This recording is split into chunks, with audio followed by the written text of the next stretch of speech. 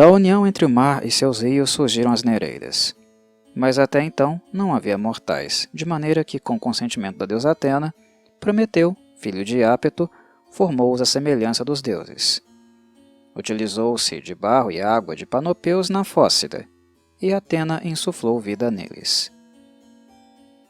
As 50 Nereidas, amáveis e benfazejas ajudantes da deusa marinha Tétis, são sereias, filhas da ninfa Dóris com Nereu, um profético ancião do mar que tinha o poder de mudar de forma.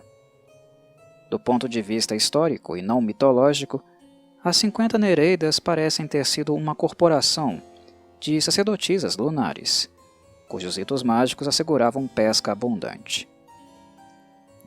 O mito de Éaco, Pizamate, costa arenosa, e Foco, foca, aparece no folclore de quase todos os países europeus.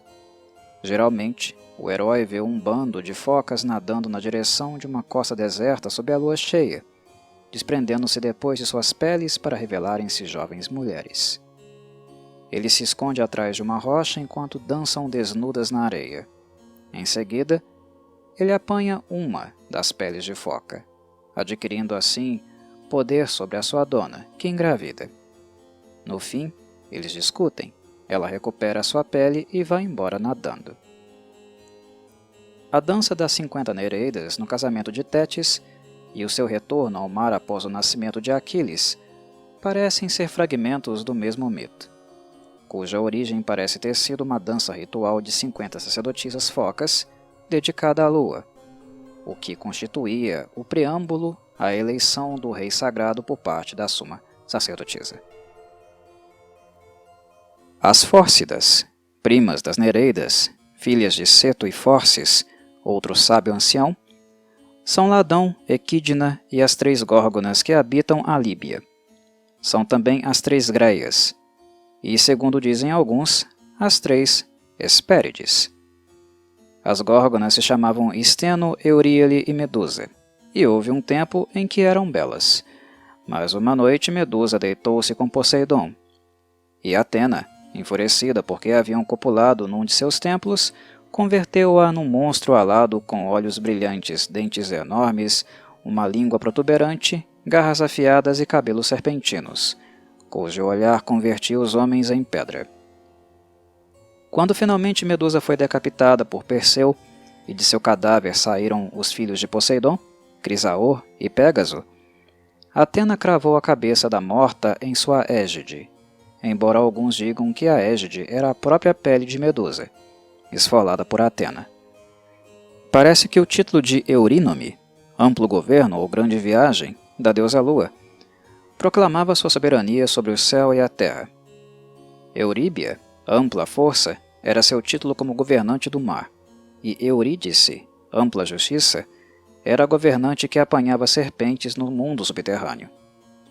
A Eurídice eram oferecidos sacrifícios humanos masculinos, com mortes aparentemente provocadas por veneno de víbora.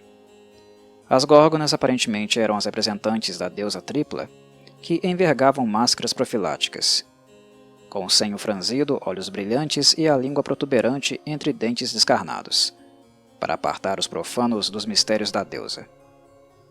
Os filhos de Homero conheciam uma só Górgona, que era uma sombra no Tártaro e cuja cabeça, motivo de terror para Odisseu, Atena usava em sua égide, sem dúvida para advertir o povo a não se intrometer nos mistérios divinos ocultos por ela. Os padeiros gregos costumavam pintar máscaras de górgonas nas portas de seus fornos para dissuadir bisbilhoteiros de abri-las, impedindo assim que a corrente de ar estragasse o pão. Os nomes das górgonas: Steno, forte; Euríale, ampla perambulação; e Medusa, a astuta, são títulos da deusa Lua. Os órficos chamavam a face da lua de cabeça de górgona. As Greias tinham um rosto agradável e aspecto de cisne, mas eram grisalhas de nascimento e compartilhavam todas as 3 de um só olho e um só dente. Seus nomes eram Énio, Belona, entre os romanos, Péfredo e Dino. Hermes ajudou Perseu, entregando-lhe uma foice inquebrável para cortar a cabeça da Medusa. Mas Perseu ainda precisava de um par de sandálias aladas, uma sacola mágica para guardar a cabeça cortada e o misterioso elmo da invisibilidade, que pertencia a Hades. Todos esses objetos estavam sob a custódia das ninfas Estígias, de quem Perseu deveria obtê-los, mas o seu paradeiro era conhecido apenas pelas irmãs das Górgonas, as três Greias, com aparência de cisne que compartilhavam de um só olho e de um só dente. Assim, Perseu se dispôs a procurar as Greias em seus tronos no sopé do Monte Atlas. Ele se arrastou sigilosamente por trás delas e arrebatou-lhes o olho e o dente no momento em que elas os estavam passando uma a outra. E lhes disse que não os devolveria, se não lhes revelassem onde moravam as ninfas do Estige. As três Hespérides, chamadas Hespera, Egle e Eritia, habitam o longínquo jardim ocidental que a Mãe Terra deu a Hera. Há quem a chame de filhas da noite, outros de filhas de Atlas e de Hespéris, filha de Hespero. As três cantam docemente. Os nomes das Hespérides, descritas tanto como filhas de Ceto e Fórcis, quanto como da noite, ou do titã Atlas, que segura os céus no extremo ocidente, referem-se ao pôr do sol. Então, o céu se torna verde, amarelo e vermelho, como se fosse uma macieira carregada de frutos, e o sol, cortado pelo horizonte como uma meia maçã carmesim, encontra dramaticamente sua morte nas ondas ocidentais. Quando o sol já sumiu, surge Hespero. Essa estrela era consagrada a Afrodite, a deusa do amor, e a maçã era o presente com que sua sacerdotisa seduzia o rei, representante do sol, para levá-lo à morte com canções de amor. Se uma maçã é cortada transversalmente, surge a estrela de 5 pontas de Afrodite no meio de cada uma das metades. Metade de Equidna era uma mulher formosa, e a outra metade uma serpente malhada. Durante algum tempo ela viveu numa caverna profunda entre os arimos, onde devorava vivos os mortais que dela se aproximavam, e deu a seu marido, Tífon, uma prole de características monstruosas: Ortro, Cérbero, a Hidra de Lerna e a Quimera. Ortro, o cão de 2 cabeças de Geriones, seduziu a própria mãe e a tornou prenhe da Esfinge e do leão da Nemeia. Argus, o gigante de 100 olhos, foi quem matou Equidna enquanto ela dormia. A morte de Equidna pelas mãos de Argus refere-se provavelmente à supressão do culto argivo à deusa serpente. Seu irmão Ladão é a serpente oracular que assombra todos os paraísos, enrolando-se na macieira. Ladão, um dragão de corpo ofídio, era dotado da capacidade humana de falar, e guardou os pomos de ouro das Hespérides até o momento em que Hércules o matou. Há quem diga que Ladão era filho de Tífon e Equidna. Outros afirmam que ele era filho caçula de Ceto e Fórcis, e outros que era filho partenogênico da Mãe Terra Gaia. Ele tinha 100 cabeças e falava usando várias línguas. Nereu, Fórcis, Talmante, Euríbia e Ceto eram filhos de Ponto com a Mãe Terra Gaia. É por isso que as Fócidas e as Nereidas declaravam-se primas das Harpias. Estas são as filhas louras e de asas velozes de Talmante com a oceânida Electra, que arrebatam os criminosos para serem punidos pelas Eríneas. Todas viviam numa caverna cretense.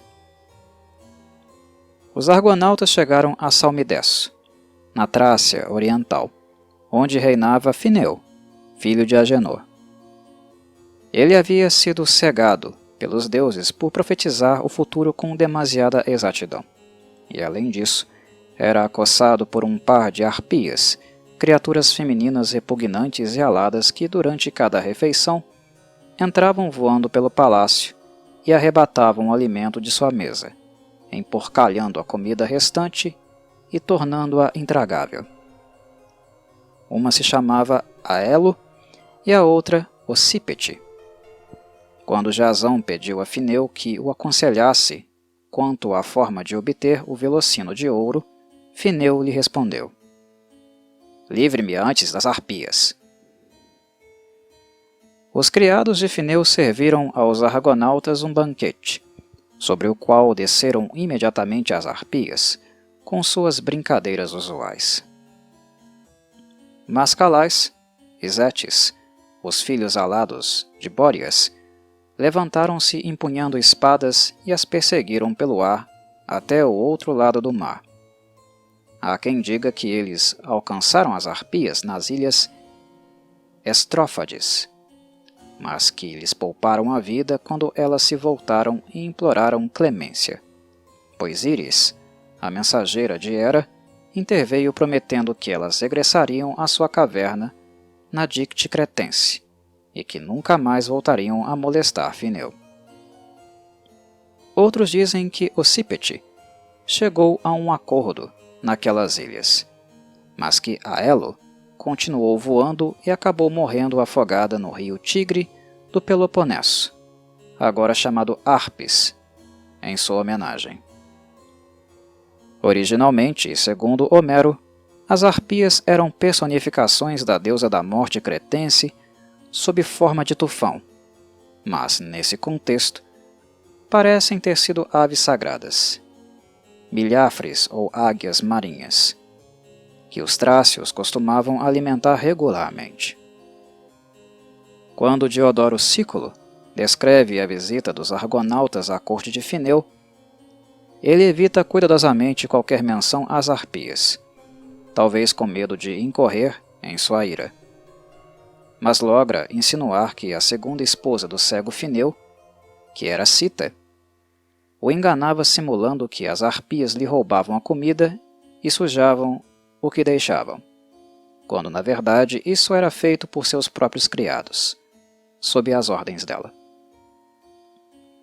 Fineu estava morrendo lentamente de fome quando Calais e Zetes, os irmãos de sua primeira esposa, descobriram a culpa de Ideia e tiraram seus sobrinhos da prisão em que Fineu os havia trancado, a conselho dela.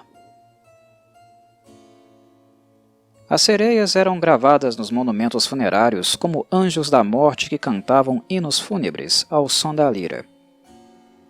Mas atribuíam-se-lhes também intenções eróticas com os heróis que elas pranteavam, visto que se acreditava que a alma ia embora do corpo voando em forma de ave. Elas eram representadas assim como as harpias, em forma de ave de rapina, à espera de uma alma para agarrar e proteger. Embora fossem filhas de Fórces, ou Inferno, e, portanto, primas irmãs das harpias, elas não viviam debaixo da terra ou em cavernas, mas numa ilha sepulcral verde parecida com Ea, ou Ogígia, e eram especialmente perigosas quando o vento não soprava ao meio-dia, a hora das insolações e dos pesadelos da sexta. Como elas eram também chamadas de filhas de Aquelou, sua ilha pode ter sido originalmente uma das Equínades, na desembocadura do rio Aquelou. Os sicilianos as localizavam perto do Cabo Peloro, atualmente Faro, na Sicília. Os latinos, nas ilhas Sirenusas, perto de Nápoles, ou mesmo em Capri. Cérbero é mencionado no mito de Orfeu, que desceu corajosamente ao Tártaro para resgatar Eurídice, que havia morrido depois de ter sido picada por uma serpente ao tentar fugir de Aristeu, que tentou estuprá-la. Antes de tentar abrandar o duro coração de Hades, Orfeu tocou sua música melancólica para encantar o barqueiro Caronte, Cérbero e os 3 juízes da morte. A função de Cérbero é guardar uma das margens do rio Estige, devorando intrusos vivos ou almas fugitivas. Cérbero era o equivalente grego de Anubis, o filho com cabeça de cão da deusa líbia da morte Néfitis, encarregado de conduzir as almas ao mundo subterrâneo. No folclore europeu, que tem origem parcialmente líbia, as almas dos malditos eram perseguidas até o inferno setentrional por uma matilha de sabujos estridentes, ou sabujos de Aum, Ern, Arthur ou Gabriel, um mito derivado da ruidosa migração estival dos gansos selvagens para seus lugares de procriação no Círculo Polar Ártico. Cérbero tinha no início 50 cabeças, como a matilha espectral que destruiu Actium, mas depois ficou com 3, como sua amante Hécate. O relato de Hesíodo sobre Hécate demonstra que ela havia sido a deusa tripla original, suprema no céu, na terra e no Tártaro. Mas os helenos enfatizaram seus poderes destrutivos em detrimento de sua força criadora, até que finalmente ela passou a ser invocada apenas nos rituais clandestinos de magia negra, especialmente em lugares onde se cruzavam 3 caminhos. O fato de Zeus não lhe ter negado o antigo dom de outorgar a cada mortal o que desejasse é um tributo às bruxas da Tessália, temidas por todos. Suas cabeças de leão, de cachorro e de cavalo referem-se evidentemente ao antigo ano tripartite, sendo o cachorro a estrela Cão Sírio, bem como as cabeças do Cérbero. O mito mais famoso relacionado ao guardião tricéfalo canino do submundo é, sem dúvida, o 12º trabalho de Hércules. Em Amímone, a monstruosa Equidna pariu a Hidra debaixo de um plátano. O monstro vivia no lago de Lerna, próximo dali, ao qual vêm os assassinos em busca de purificação. Daí o provérbio, um Lerna de males. A Hidra, destruída por Hércules durante o seu 2º trabalho, parece ter personificado esse colégio de sacerdotisas provedoras de água. E o mito das Danaides aparentemente registra 2 tentativas helênicas de se apoderar de seu santuário, a primeira das quais foi um retumbante fracasso. Lerna está localizada junto ao mar, a uns 8 quilômetros da cidade de Argos. A oeste se ergue o Monte Pontino, com seu bosque sagrado de plátanos que se estende até a praia. Nesse bosque, limitado de um lado pelo rio Pontino, junto ao qual Dânao dedicou um altar a Atena, e do outro lado, pelo rio Amímone, encontram-se as imagens de Deméter, Dionísio Salvador e Prosímina, uma das amas de Hera. E, às margens do rio, ergue-se uma imagem de pedra de Afrodite, dedicada pelas Danaides. Todos os anos realizam-se ritos noturnos secretos em homenagem a Dionísio, que desceu de lá para o Tártaro quando saiu em busca de Semele. E não longe dali, celebram-se os mistérios da Deméter de Lerna, um recinto que indica o lugar onde Hades e Perséfone também desceram ao Tártaro. Esse território fértil e sagrado viu-se aterrorizado num determinado momento pela Hidra, que mantinha sua guarida debaixo de um plátano na fonte cétupla do rio Amímone e frequentava o insondável pântano de Lerna perto dali, que se tornou a tumba de vários viajantes incautos. O imperador Nero tentou determinar sua profundidade, mas fracassou. A Hidra tinha um enorme corpo de características caninas e 8 ou 9 cabeças serpentinas, uma das quais imortal. Mas há alguns que atribuem 50, 100 e até mesmo 10 mil cabeças podem ser encontrados. De qualquer modo, ela era tão maligna que só o seu hálito venenoso ou o odor de seu rastro era capaz de destruir qualquer criatura viva. A Hidra de Lerna desconcertou os mitógrafos clássicos. Pausanias afirmava que poderia perfeitamente tratar-se de uma enorme serpente peçonhenta de água. Embora Pisandro tenha sido o primeiro a dizer que tinha múltiplas cabeças, querendo com isso que a história parecesse mais aterradora e, ao mesmo tempo, acrescentar dignidade aos seus próprios versos. Segundo o evemerista Sérvio, a Hidra seria um manancial de rios subterrâneos que costumavam irromper ao exterior e inundar as lavouras.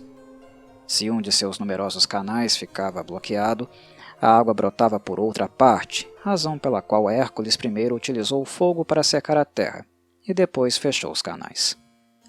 Este mito ritual uniu-se ao das Danaides, que eram as antigas sacerdotisas aquáticas de Lerna.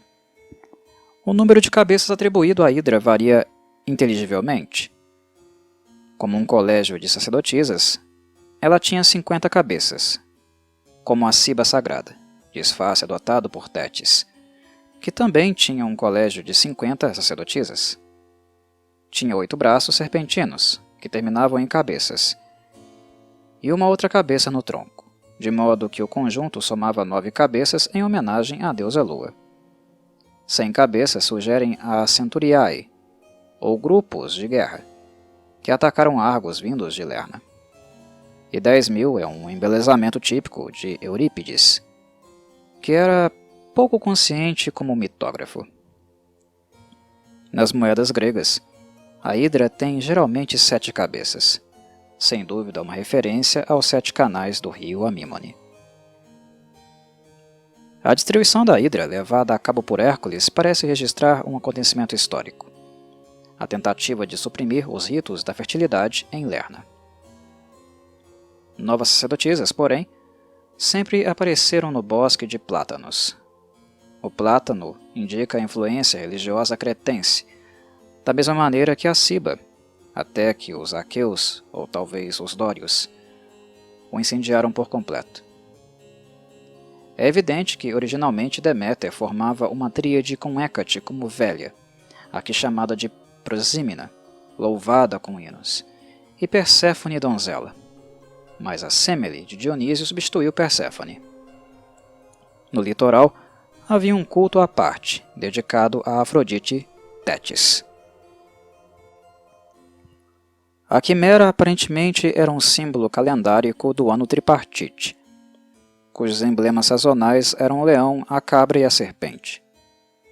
As disputas dinásticas em Argos se complicaram com a existência de uma colônia argiva em Cária, que aparece tanto neste mito quanto no de Belerofonte. Depois da queda de Knossos, em torno de 1400 a.C., a frota marinha cariana tornou-se, por um certo período, uma das mais poderosas do Mediterrâneo. Os mitos de Perseu e Belerofonte estão intimamente relacionados. Perseu matou a monstruosa Medusa com a ajuda das sandálias aladas. Belerofonte utilizou-se de um cavalo alado, nascido a partir do corpo decapitado da Medusa, a fim de matar a monstruosa quimera. Ambas as façanhas registram a usurpação, por parte dos invasores helênicos, dos poderes da deusa Lua, e encontram-se reunidas numa antiga pintura de um vaso beócio que retrata uma égua com cabeça de górgona. Essa égua é a deusa Lua, cujo símbolo calendárico era a quimera, e a cabeça de górgona é uma máscara profilática, portada por suas sacerdotisas no intuito de assustar os não iniciados, e que lhes foi arrebatada pelos helenos. Belerofonte, filho de Glauco e neto de Sísifo, teve de abandonar Corinto após haver matado primeiro um tal de Beleros, o que lhe valeu o apelido de Belerofonte, abreviado como Belerofon, e depois seu próprio irmão, cujo nome é geralmente apresentado como Delíades. Banido da cidade, exilou-se junto de Preto, rei de Tirinto, mas teve o azar de Anteia, mulher de Preto, também conhecida como Estenebeia, apaixonar-se por ele à primeira vista. Ele manteve-se incólume às suas tentativas de sedução, e por isso ela o acusou de haver tentado seduzi-la. Preto, que acreditou na mentira, enfureceu-se. Porém, ele não se atreveu a provocar a vingança das fúrias, assassinando diretamente um suplicante, de maneira que enviou Belerofonte ao pai de Anteia, Iobates, rei da Lícia, com uma carta selada que dizia: "Peço-lhe que elimine deste mundo o portador desta mensagem. Ele tentou violar minha mulher, sua filha." Iobates, igualmente reticente em tratar mal um hóspede real, pediu a Belerofonte que lhe fizesse o favor de destruir a quimera, um monstro fêmeo que expelia fogo pela boca e era dotado de cabeça de leão, corpo de cabra e cauda de serpente. "Ela é filha de Equidna", explicou ele, que o meu inimigo, o rei de Cária, transformou em seu mascote. Antes de iniciar tal empreitada, Belerofonte consultou o adivinho Polído, que o aconselhou a agarrar e domesticar o cavalo alado Pégaso, amado pelas musas do Hélico, para quem ele havia criado o poço Hipocrene, pisoteando a terra com seus cascos em forma de lua. Pégaso não se achava no Hélico, mas Belerofonte o encontrou bebendo em outro de seus poços, situado em Pirene, na Acrópole de Corinto, e laçou sua cabeça com uma rédea dourada, com que Atena havia tido a inspiração de presenteá-lo. Há quem diga, porém, que Atena entregou Pégaso, já arreado a Belerofonte, mas outros afirmam que foi Poseidon, o verdadeiro pai de Belerofonte. Seja como for, o caso é que ele derrotou a quimera sobrevoando-a, montado no dorso de Pégaso, atravessando-a com suas flechas e enfiando entre suas mandíbulas um pedaço de chumbo que ele havia espetado na ponta de sua lança. O hálito ígneo da quimera derreteu o chumbo, que escorreu pela sua garganta e queimou-lhe as vísceras. A quimera, filha de Equidna, que está retratada no edifício Hitita, em Carquemish, era um símbolo do ano sagrado tripartite da grande deusa. Leão para a primavera, cabra para o verão, serpente para o inverno. Uma placa de vidro conservada em mau estado, mas que foi encontrada em Dendra, perto de Micenas, mostra um herói brigando com um leão, de cujo dorso surge algo parecido com uma cabeça de cabra. Sua cauda é longa e serpentina. Tendo em vista que a placa data de um período em que a deusa ainda dominava, tal ícone, repetido de maneira semelhante no afresco etrusco, em Tarquínia, embora aqui o herói surja montado a cavalo como Belerofonte, deve ser interpretado como o combate da coroação do rei contra homens disfarçados de animais, que representam as diferentes estações do ano. Após a revolução religiosa arcaica, que submeteu a deusa Hera a Zeus, a imagem se tornou ambivalente, podendo também ser interpretada como uma recordação da época em que os invasores helênicos suprimiram o antigo calendário cariate. Conta-se, em algumas versões mitológicas, que Ortro concebeu com Equidna a esfinge e o leão da Nemeia. A besta bicéfala era Síria, a estrela-cão que inaugurava o Ano Novo ateniense.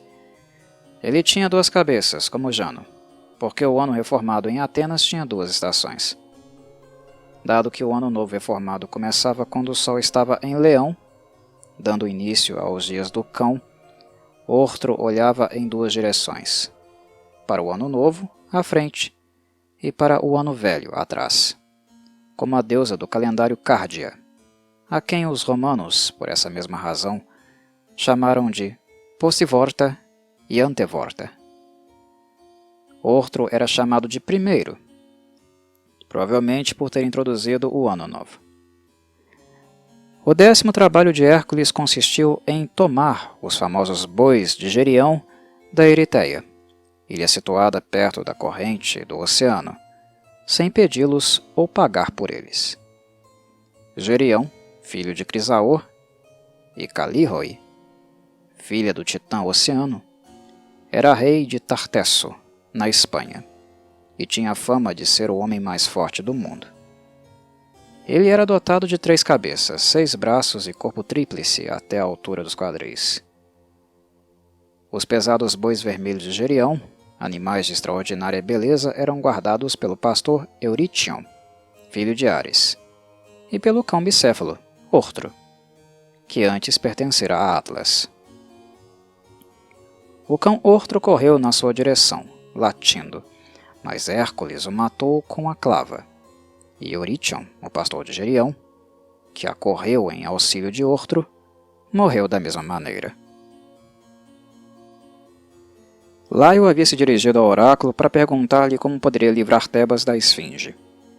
Este monstro fêmeo era filho de Ortro e Equidna, e havia chegado a Tebas vindo dos confins da Etiópia.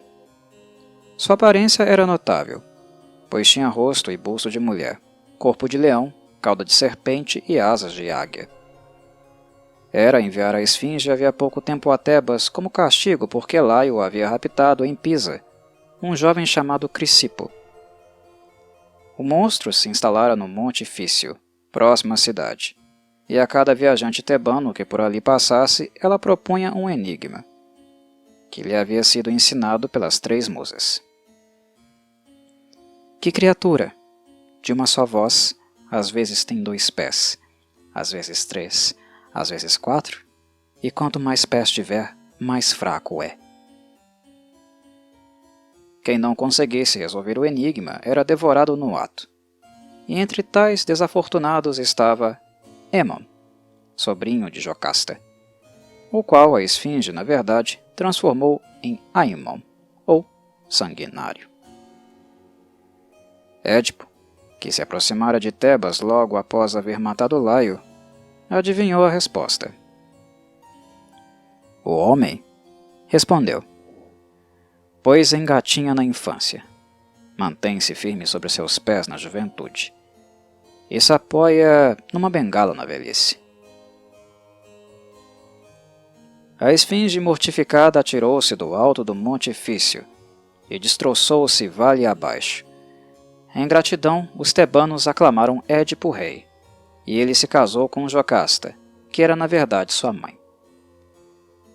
A lenda da esfinge foi evidentemente deduzida a partir de um ícone em que aparecia a deusa lua alada de Tebas, cujo corpo composto representa as 2 partes do ano tebano, o leão na parte crescente e a serpente na parte minguante, e a quem o novo rei oferece orações antes de se casar com sua sacerdotisa, a rainha. Parece também que o enigma que a esfinge aprendeu com as musas tenha sido inventado para explicar uma ilustração de um bebê, um guerreiro e um ancião adorando a deusa tripla, embora cada um deles renda homenagem a uma pessoa diferente da tríade. Mas a esfinge, vencida por Édipo, se matou, e o mesmo fez sua sacerdotisa Jocasta. Terá sido Édipo um invasor de Tebas no século XIII que suprimiu o antigo culto minoico da deusa e reformou o calendário? Sob o velho sistema, o novo rei, ainda que estrangeiro, havia sido, ao menos teoricamente, um filho do velho rei que ele matou e com cuja viúva se casou, costume que os invasores patriarcais interpretaram como parricídio e incesto.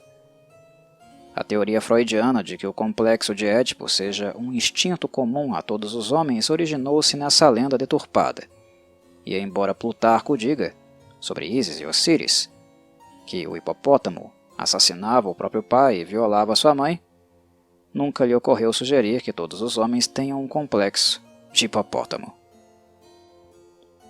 O primeiro trabalho que Euristeu impôs a Hércules quando ele foi residir em Tirinto foi o de matar e esfolar o leão de Nemeia, ou de Cleonas, uma fera enorme com uma pele à prova de ferro, bronze e pedra.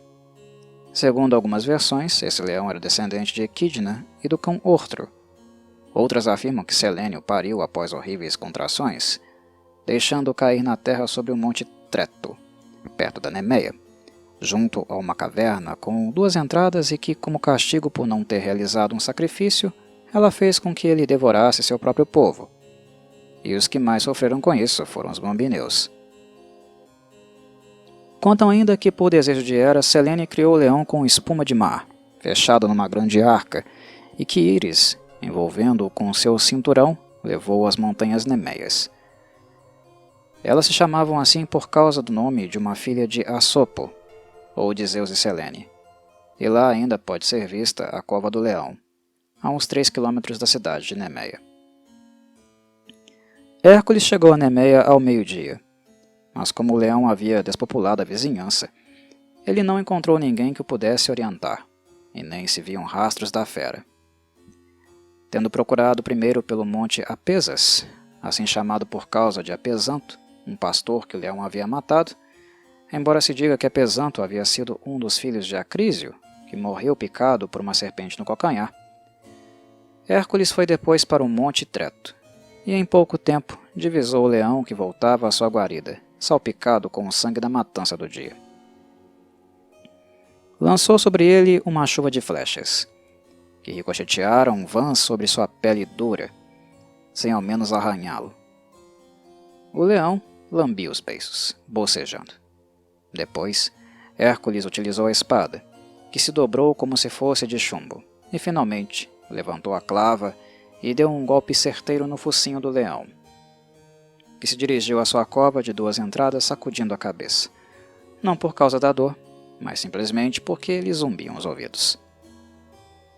Lançando um triste olhar sobre sua clava quebrada, Hércules cobriu então com uma rede uma das entradas da cova e entrou nela pela outra. Consciente agora de que o monstro era imune a todas as armas, ele se pôs a lutar com ele corpo a corpo. O leão arrancou-lhe um dedo com uma mordida, mas Hércules agarrou sua cabeça e aplicou-lhe uma gravata, apertando forte, até estrangulá-lo. Durante algum tempo, Hércules ficou desorientado, sem saber como esfolar o leão, até que, por inspiração divina, ocorreu-lhe utilizar as próprias garras do animal, afiadas como navalhas, e não tardou em conseguir vestir a invulnerável pele como uma armadura e a cabeça do leão como elmo. Em vingança pela destruição dos gigantes, a Mãe Terra deitou-se com Tártaro, e pouco tempo depois, na caverna Corícia, deu à luz seu filho mais novo, Tífon, o maior monstro que já existiu. Das coxas para baixo, ele não era nada mais que serpentes enroscadas. Seus braços estendidos chegavam a 600 km de comprimento cada um, e em vez de mãos ele tinha, na ponta de cada braço, inúmeras cabeças de serpente. Sua cabeça, ornada de crinas de asno, roçava as estrelas. Suas enormes asas ensombreciam o sol. Seus olhos lançavam chamas, e de sua boca saíam rochas flamejantes. Quando entrou em disparada no Olimpo, os deuses fugiram aterrorizados para o Egito, onde se disfarçaram de animais. Zeus se converteu num carneiro, Apolo num corvo, Dionísio em cabra, Hera numa vaca branca, Ártemis num gato, Afrodite em peixe, Ares em javali, Hermes num ibis e assim por diante. Só Atena enfrentou, altiva, a situação e escarneceu da covardia de Zeus, até que este, recuperando a forma original, lançou contra Tífon um raio seguido de um golpe com a mesma foice de pedra lascada que servira para castrar seu avô Urano. Ferido e aos gritos, Tífon fugiu para o Monte Cássio, ao norte da Síria, e ali travou-se um terrível combate. Tífon enrolou em Zeus sua miríade de caudas, arrancou-lhe a foice, e após cortar-lhe os tendões das mãos e dos pés, arrastou-o para a caverna Corícia. Embora imortal, Zeus, a essa altura, não podia mover um só dedo, pois Tífon havia escondido os tendões numa pele de urso vigiada por Delfina, uma irmã monstro com cauda de serpente. A notícia da derrota de Zeus semeou o desânimo entre os deuses, mas Hermes e Pan conseguiram entrar furtivamente na caverna. Ali, Pan assustou Delfina com um grito espantoso, enquanto Hermes subtraía habilmente os tendões e os colocava de volta nos membros de Zeus. Mas alguns dizem que foi Cadmo quem persuadiu Delfina a entregar-lhe os tendões de Zeus, dizendo que precisava deles para fabricar as cordas de uma lira, com a qual iria dedicar-lhe uma música maviosa, e que foi Apolo quem a matou. Zeus voltou ao Olimpo num carro puxado por cavalos alados e mais uma vez perseguiu Tífon com seus raios.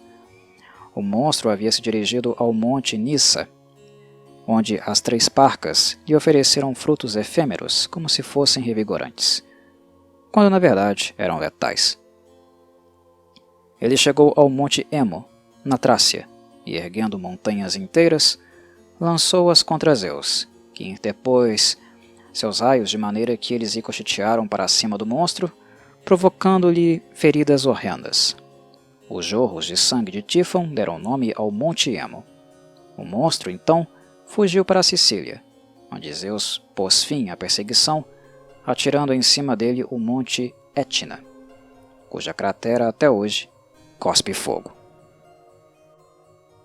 Anfítrite deu 3 filhos a Poseidon, Tritão, Rod e Bentecíssima, mas ele lhe dava quase tantos motivos de ciúmes quanto Zeus a Hera, por causa de seus constantes casos amorosos com deusas, ninfas e mortais.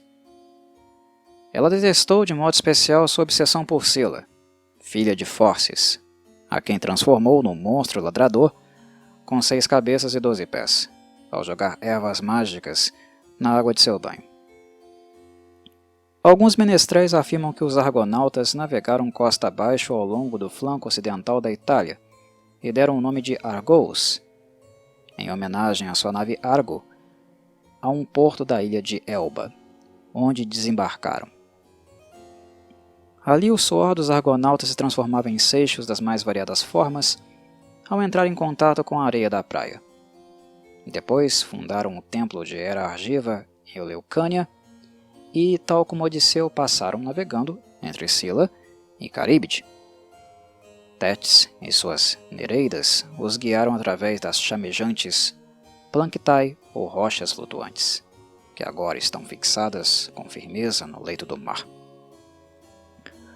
Outra figura importante na história de Scylla, Odisseu, navegou entre 2 recifes, num dos quais habitava a monstrenga e no outro Caríbide, sua monstruosa companheira.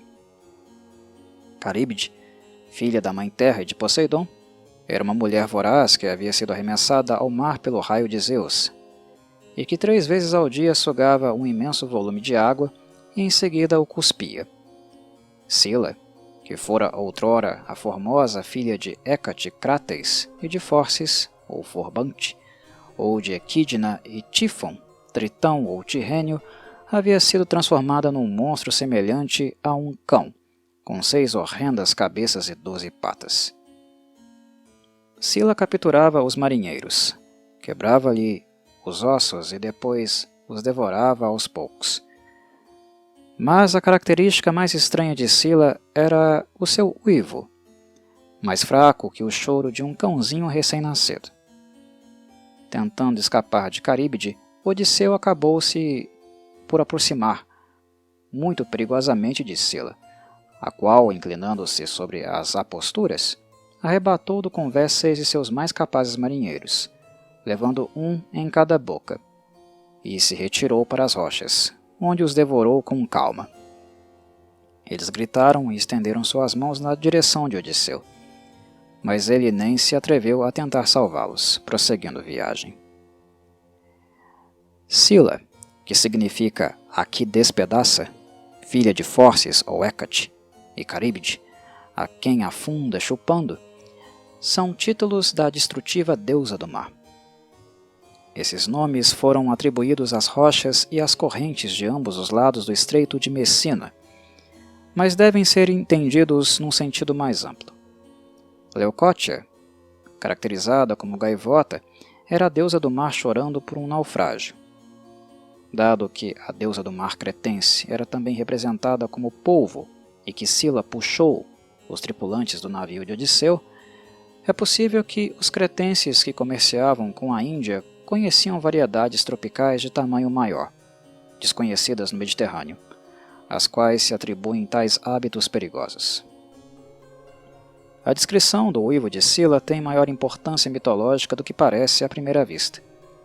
Ele o identifica como os sabujos brancos da morte, de orelhas vermelhas, a matilha espectral, os sabujos de Gabriel do folclore britânico, que perseguem as almas dos condenados. Eram os antigos cães de caça egípcios, consagrados a Anubis, e que ainda são criados na ilha de Ibiza, os quais, quando perseguem sua presa, fazem um ruído indagador, parecido com o choro dos filhotes ou com a música dos barnacles migratórios.